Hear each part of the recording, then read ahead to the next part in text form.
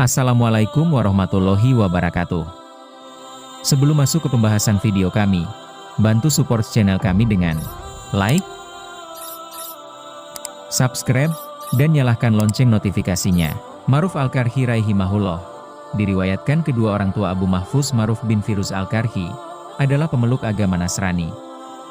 Pengisahan seorang imam Syiah yang bernama Ali bin Musa Al-Razi mengenai bagaimana Ma'ruf sampai masuk agama Islam umumnya kurang dipercaya. Ma'ruf adalah seorang tokoh sufi yang terkenal di Baghdad. Ia meninggal dunia pada tahun 200 Hijriah atau 815 Masehi.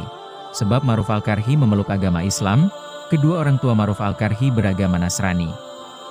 Di sekolah, gurunya pernah berkata, Tuhan adalah yang ketiga dari yang ketiga. Ma'ruf Al-Qarhi membantah, tidak, Tuhan itu adalah Allah yang Esa. Si guru memukul Ma'ruf Al-Qarhi, tetapi ia tetap dengan bantahannya. Pada suatu hari kepala sekolah memukul Ma'ruf Al-Qarhi habis-habisan. Karena itu Ma'ruf Al-Qarhi melarikan diri dan tidak seorang pun tahu kemana perginya. Kedua orang tua Ma'ruf Al-Qarhi berkata, asalkan dia mau pulang, agama apapun yang hendak dianutnya akan kami anut pula. Ma'ruf Al-Qarhi menghadap Ali bin Musa Al-Razi yang kemudian membimbingnya masuk agama Islam. Beberapa lama telah berlalu. Pada suatu hari Ma'ruf Al-Qarhi pulang dan mengetuk pintu rumah orang tuanya. Siapakah itu? Tanya kedua orang tuanya. Ma'ruf, jawabnya. Agama apakah yang telah engkau anut? Agama Muhammad Rasulullah. Ayah bundanya segera masuk agama Islam pula. Setelah itu Ma'ruf Al-Qarhi belajar di bawah bimbingan Daud Al-Toi dan menjalani disiplin diri yang keras. Terbuktilah bahwa ia sedemikian patuh beragama dan melaksanakan disiplin yang sedemikian kerasnya sehingga ketabahannya itu menjadi terkenal kemana-mana. Muhammad bin Mansur Al-Tusi meriwayatkan pertemuannya dengan Ma'ruf Al-Qarhi di kota Baghdad. Kulihat di wajahnya ada goresan bekas luka. Aku bertanya kepadanya, kemarin aku bersamamu tetapi tidak terlihat olehku bekas luka ini. Bekas apakah ini? Ma'ruf Al-Qarhi menjawab, jangan hiraukan segala sesuatu yang bukan urusanmu. Tanyakanlah hal-hal yang berguna bagi dirimu. Tetapi aku terus mendesak Ma'ruf Al-Qarhi, demi hak Allah yang kita sembah, jelaskanlah kepadaku. Maka menjawablah Ma'ruf Al-Qarhi, kemarin malam aku berdoa semoga aku bisa pergi ke Mekah dan mengelilingi Ka'bah. Doaku itu terkabul. Ketika hendak minum di sumur Zam-Zam, aku terpleset dan wajahku terbentur ke sumur itu. Itulah yang menyebabkan bekas luka itu. Pada suatu ketika Ma'ruf Al-Qarhi turun ke sungai Tigris dengan maksud hendak bersuci. Al-Quran dan sajadahnya tertinggal di masjid. Seorang wanita tua masuk ke masjid, mengambil dan membawa kabur Al-Quran beserta sajadah itu. Ma'ruf Al-Qarhi segera mengejarnya. Setelah wanita itu tersusul, sambil menundukkan kepala agar tidak sampai memandang wajah wanita itu, Ma'ruf Al-Qarhi bertanya, apakah engkau mempunyai seorang putra yang bisa membaca Al-Quran? Tidak, jawab wanita itu. Kalau begitu, kembalikanlah Al-Quran itu kepadaku. Sajadah itu biarlah untukmu. Perempuan itu terheran-heran akan kemurahan hati Ma'ruf Al-Qarhi, maka baik Al-Quran maupun sajadah itu diserahkannya kembali. Tetapi Ma'ruf Al-Qarhi mendesak, tidak, ambillah sajadah ini.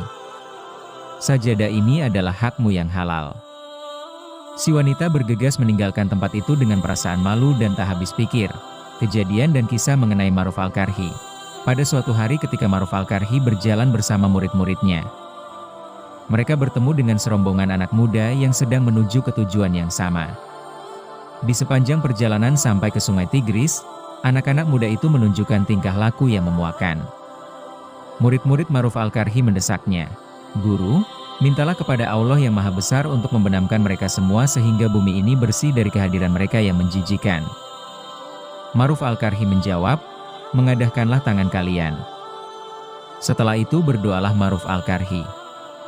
Ya Allah, karena Engkau telah memberikan kepada mereka kebahagiaan di atas dunia ini, maka berikan pulalah mereka kebahagiaan di akhirat nanti. Sahabat-sahabat Ma'ruf Al-Qarhi terheran-heran dan berkata, Guru, kami tak mengetahui rahasia yang terkandung di dalam doamu itu. Ma'ruf Al-Qarhi menjawab, dia, kepada siapa aku berdoa tadi, mengetahui rahasianya. Tunggulah sebentar. Sesaat ini juga rahasia itu akan terbuka. Ketika remaja-remaja itu melihat Syekh Ma'ruf Al-Karhi, mereka segera memecahkan kecapi-kecapi mereka dan menumpahkan anggur yang sedang mereka minum. Dengan tubuh gemetar mereka menjatuhkan diri di depan Syekh dan bertaubat. Kemudian Ma'ruf Al-Karhi berkata kepada sahabatnya, "Kalian saksikan betapa kehendak kalian telah dikabulkan tanpa membenamkan dan mencelakakan seorang pun jua." Sari Al-Sakathi menceritakan kisah berikut. Pada suatu hari raya terlihat olehku Ma'ruf Al-Karhi sedang memungut biji-biji kurma. "Apakah yang sedang engkau lakukan?" Aku bertanya kepadanya. Ma'ruf Al-Karhi menjawab, "Tadi aku menemui seorang anak yang sedang menangis." Aku bertanya kepadanya, "Apa yang engkau tangiskan?" Anak itu menjawab, "Aku seorang anak yatim piatu, tiada punya ayah bunda. Anak-anak lain mempunyai pakaian baru, tetapi aku tidak. Anak-anak lain mempunyai kacang, tetapi aku tidak. Maka biji-biji kurma ini kukumpulkan untuk kujual dan uangnya untuk membeli kacang sehingga ia bisa bersenang-senang dan bermain-main seperti anak-anak lain." Aku pun berkata, "Serahkanlah hal ini kepadaku dan tak usahlah engkau bersusah payah." Sari melanjutkan kisahnya, "Anak itu kubawa pulang dan kuberi pakaian. Kemudian kubelikan kacang dan kubesarkan hatinya. Seketika itu juga terlihatlah olehku cahaya terang benderang yang memancar dari dalam lubuk hatiku dan aku sangat bahagia." Ma'ruf Al-Karhi memiliki seorang paman yang menjadi gubernur di suatu kota. Pada suatu hari ketika pamannya lewat di sebuah padang, ia melihat Ma'ruf Al-Karhi sedang makan roti. Di depan Ma'ruf Al-Karhi ada seekor anjing. Secara bergantian Ma'ruf Al-Karhi memasukkan sekerat roti ke mulutnya sendiri dan ke mulut anjing itu. Menyaksikan perbuatannya itu, pamannya berseru, "Tidak malukah engkau makan roti bersama-sama dengan seekor anjing?" Ma'ruf Al-Karhi menjawab, "Karena mempunyai rasa malulah aku memberikan roti kepada yang miskin." Kemudian Ma'ruf Al-Karhi menengadahkan kepalanya dan memanggil seekor burung yang sedang terbang di angkasa. Si burung menukik, hinggap di tangannya, sedang sayap-sayapnya menutupi kepala dan mata Ma'ruf Al-Karhi. Setelah itu Ma'ruf Al-Karhi berkata kepada pamannya, "Jika seseorang malu terhadap Allah, maka segala sesuatu akan malu terhadap dirinya." Mendengar kata-kata ini si paman terdiam dan tak bisa berkata apa-apa. Pada suatu hari, wudu Ma'ruf Al-Karhi batal. Segera ia bersuci dengan pasir.